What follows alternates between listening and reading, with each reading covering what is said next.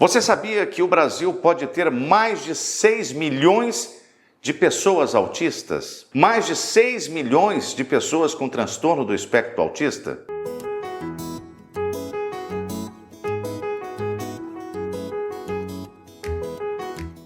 É o seguinte, até agora pensava-se que o Brasil poderia ter 1% da sua população com transtorno do espectro autista. 1% da população, grosso modo, arredondando aí para 200 milhões de habitantes, a gente sabe que tem um pouco mais, mas que fossem 200, daria no máximo 2 milhões de pessoas com transtorno do espectro do autismo no Brasil. Entretanto, a gente sabe que no Brasil, para você ter um diagnóstico de autismo não é uma coisa fácil, né? Porque o autismo tem semelhanças com várias outras coisas, tem poucos profissionais da saúde muito especializados em transtorno do espectro autista, então fica mais difícil sem a especialização, né? Sem um foco de estudo nessa questão de diagnosticar. É difícil o acesso aos profissionais que poderiam diagnosticar, o que gera no Brasil possivelmente uma subnotificação de casos, ou seja, o Brasil, embora muita gente esteja dizendo que o autismo virou modinha, que todo dia aparece uma nova pessoa com autismo no seu círculo de convivência, a verdade é que o Brasil, mesmo tendo aumentado nos últimos anos o número de diagnósticos, ainda subnotifica o transtorno do espectro autista. Ou seja, diagnostica menos do que deveria. Ou seja, tem muita gente que tem transtorno do espectro autista e não foi diagnosticado. E às vezes, diagnosticado outra condição e não o transtorno do espectro autista. Sabe por quê? Porque frequentemente o transtorno do espectro autista está associado a outras condições. Às vezes a pessoa tem TDAH e transtorno do espectro autista. 80% dos TEAs tem também TDAH. Às vezes a pessoa tem transtorno do espectro do autismo e esquizofrenia, transtorno do espectro do autismo e depressão, transtorno do espectro autista e bipolaridade. Então, às vezes, a pessoa recebe um diagnóstico e o outro fica pendente, né? Justamente por causa dessa falta de acesso, que decorre também, em parte, da falta de especialização, de especialistas.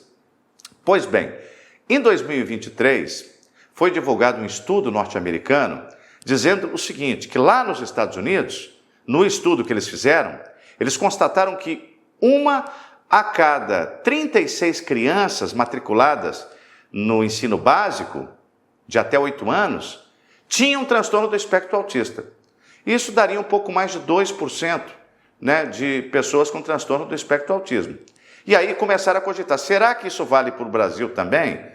Bom, até agora nós não sabíamos, porque a gente estava pegando emprestado um dado norte-americano que poderia ser factível aqui. Mas agora nós temos um estudo próprio. É um estudo da UFP, Universidade de Passo Fundo, que revelou que no Brasil, não a cada 36, 1 a cada 30 pessoas tem transtorno do espectro do autismo. Então vou pegar essa matéria quente que foi publicada hoje nos veículos de comunicação, que dá conta de que um estudo recente realizado pela Universidade de Passo Fundo, no Rio Grande do Sul, em parceria com outras instituições de saúde e educação, revelou pela primeira vez a prevalência do transtorno do espectro autista no Brasil. A pesquisa, conduzida na cidade de Coxilha, no Rio Grande do Sul, mostrou que 1 em cada 30 crianças brasileiras apresenta o diagnóstico do autismo. Aí você pode falar, mas vem cá, só pegaram uma cidade? Gente, vamos terminar aqui, que você vai entender como é que você pode entender esse estudo como uma referência de prevalência do transtorno do espectro autista. Essa pesquisa foi realizada com crianças de 2,5 a 12 anos de idade, nesse município de Coxilha, que é uma localidade estratégica do Rio Grande do Sul. E por que ela é estratégica? Porque a cidade, do ponto de vista da saúde, é muito organizada e bem estruturada, e eles puderam fazer uma cobertura completa, uma avaliação de todas as crianças da cidade. Quer dizer, não ficou buraco, não ficou fio solto. Eles conseguiram utilizar a estrutura da cidade por isso estratégica, para criar um mecanismo logístico para possibilitar a avaliação de todas as crianças da cidade. E os pesquisadores utilizaram a Minitea, que é uma ferramenta criada pela própria Universidade de Passo Fundo, para realizar a triagem, descartar aquilo que não tinha chance de ser transtorno do espectro autista e seguir com o estudo com todas as crianças. Os resultados do estudo tiveram um impacto direto na saúde pública do Estado. A Secretaria de Saúde do Rio Grande do Sul integrou a Minitea à rede estadual de saúde, o que levou a um aumento significativo no número de diagnósticos de TEA em coxilha. Esse aumento foi de quase 100%, o que demonstrou a eficácia da ferramenta na identificação precoce do transtorno. Eu não vou falar muito sobre essa ferramenta, porque eu próprio não a conheço. Mas, pelo que eu compreendi das publicações que estão disponíveis, é uma ferramenta de estatística, possivelmente um aplicativo que foi criado pela Universidade de Passo Fundo e que ali eles vão inserindo os dados que eles vão obtendo para poder se chegar à conclusão sobre o diagnóstico de transtorno do espectro autista. E o desempenho dessa ferramenta foi tão relevante que o próprio Estado, através da Secretaria de Educação, passou a adotá-la como referência para a monitoração das notificações de diagnóstico de transtorno do espectro autista. Mas o seu canal, doutor, não é de direito? O que isso tem a ver? Gente, tem tudo a ver. Você sabe por quê? Porque quando você fala em direito das pessoas com deficiência, você tem que desenvolver políticas públicas com base nos indicadores que você tem.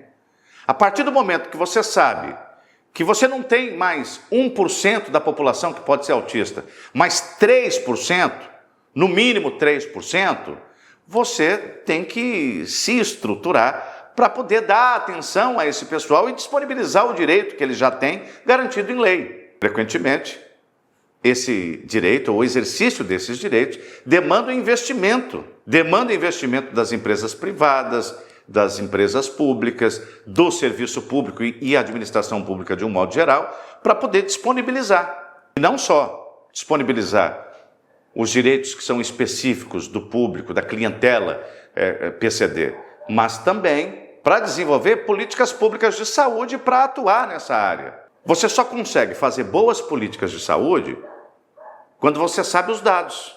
E olha aí, nós temos o primeiro levantamento consistente do Brasil, demonstrando que, no mínimo, 3% das pessoas no Brasil têm transtorno do espectro do autismo. 3% de 200 milhões de habitantes vai dar 6 milhões. Então, nós temos, tomando por base este estudo da renomada Universidade de Passo Fundo, que eu acredito que deva ter empregado uma metodologia adequada para se chegar a esse número, nós teremos então o triplo de autistas no Brasil do que se pensava inicialmente. E isto, além de ser um indicador para o poder público, para a sociedade, para os nossos legisladores desenvolverem políticas de atenção para esse público com transtorno do espectro autista, também é uma referência de viabilidade para profissionais da área da saúde. Pensa bem o tamanho desse mercado. Você que é profissional da saúde, você que é médico, você que é terapeuta, você que é psicólogo,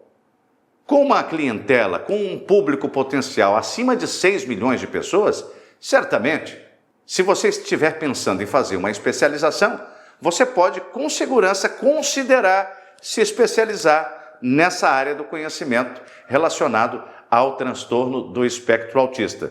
E eu espero que isso aconteça, que cada vez mais profissionais da saúde se dediquem ao aprofundamento dentro da sua área de atuação no transtorno do espectro autista, para que nós tenhamos cada vez mais diagnósticos, para que as crianças cada vez mais cedo possam ter acesso não só ao diagnóstico, mas às terapias e os tratamentos necessários para que a pessoa desenvolva habilidades e tenha autonomia e independência na vida. Eu espero que esse vídeo tenha sido útil.